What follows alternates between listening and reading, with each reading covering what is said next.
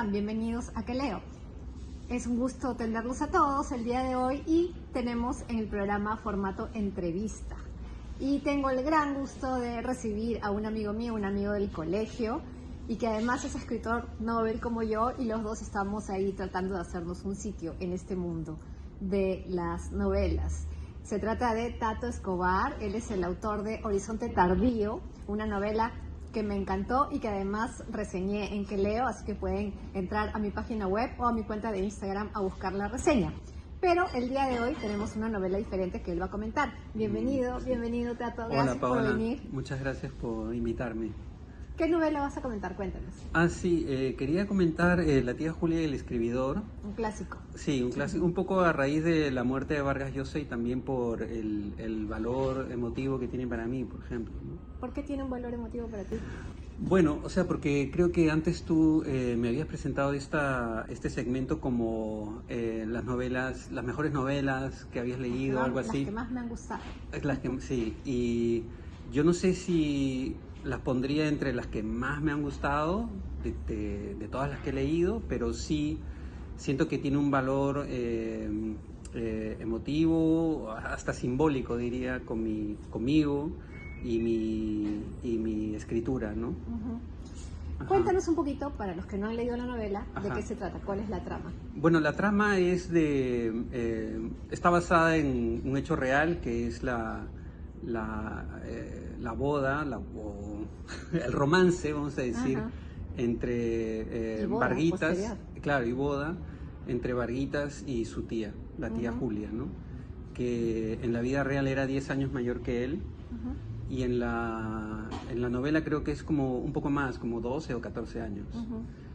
Y aparte de esta historia, en los capítulos pares, se narra los radioteatros de Pedro Camacho, que es un escritor boliviano que ha venido a trabajar en la radio para escribir radioteatros, ¿no?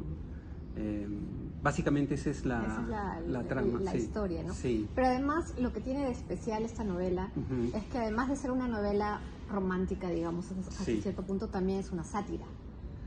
Sí, sí. Y es muchas cosas, diría yo, es muchas cosas. A mí lo que me impresionó más de esta novela es que, bueno, también creo que es importante poner en el contexto, como lector, últimamente viendo a diferentes escritores hablar de Vargas Llosa a raíz de su muerte, me ha parecido muy interesante ver cómo casi todos hablan de sí mismos en el fondo, ¿no? Y sí, y yo no voy a ser una excepción tampoco. Yo siento que es muy personal este tema, porque yo me acerqué a esta novela porque cuando Vargas Llosa entra en la escena política, un día mi madre, te estoy hablando del año 87, yo tenía 16 años, y hasta ese momento yo no era lector siquiera, no eran... Había leído algunas cosas, para mí leer era un poco más como tomar pequeños snacks aquí y allá, pero no era un lector, digamos, ¿no? Estaba todo el día en la calle y mataperreando con los amigos, y mi padre insistía en que leyera, que tenía que leer, y decía, uff, qué pesado, porque para mí leer era como ponerle un freno a la vida, ¿no? Me aburría mucho, me acostaba, y cogía siempre libros pequeños. Y aquella mañana recuerdo que mi madre habló de que ese tío que estaba en la tele contaba una historia que ella había vivido más o menos, porque mi madre trabajó en la radio cuando era muy chica. Entonces mi madre había visto el cambio de la radio a la televisión, ¿no? Había sido un poco testigo de eso, y trabajaba como secretaria, lo que hoy en día llamarían como una administrativa, y para un locutor más o menos conocido. Y la mandaban a hacer trabajitos sucios, digamos, como escribir el horóscopo cuando el horóscopo no venía, o escribir el tiempo, reportes del tiempo, cosas así. Y luego también la mandaban a parchar los radioteatros cuyas hojas se habían perdido, ¿no? Entonces le hacían escribir un parche. Era una escritora también. digamos, prácticamente, radionovelas y eso. claro, en sus ratos libres dentro del trabajo, pues sí, más o menos se había convertido en eso y entonces ella nos dijo que en esa novela se hablaba de eso. Y dije, bueno, por curiosear, cogí esa novela de la biblioteca de casa y me llevé una sorpresa tremenda, porque yo no esperaba digamos, para es nada. la novela que te convirtió en lector. Sí, totalmente, totalmente, sin ninguna duda. Además porque primero los capítulos impares empiezan a narrar la historia de este joven que se enamora de la tía, con lo cual eso ya tenía un atractivo por el tema del amor prohibido, ¿no? Que es algo que a todos nos, como que tiene un morbo que a todos nos engancha un poco, ¿no?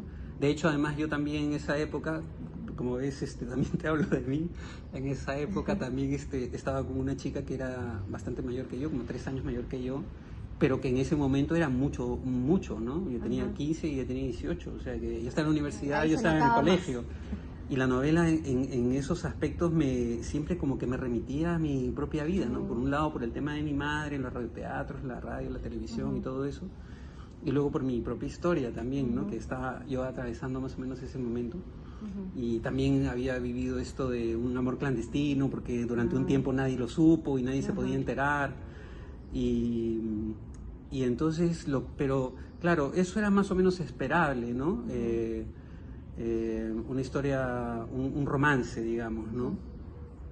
Pero lo que de verdad me chocó y me impactó fueron los capítulos pares, que eran Los de Pedro Camacho. Los de Pedro Camacho, los radioteatros, porque era como si los papeles se hubieran invertido, ¿no? Y lo que debían ser radioteatros de verdad habían pasado a la vida real, que era la historia de Marito o Varguitas y su tía. Eso era el verdadero dramón, digamos, la telenovela.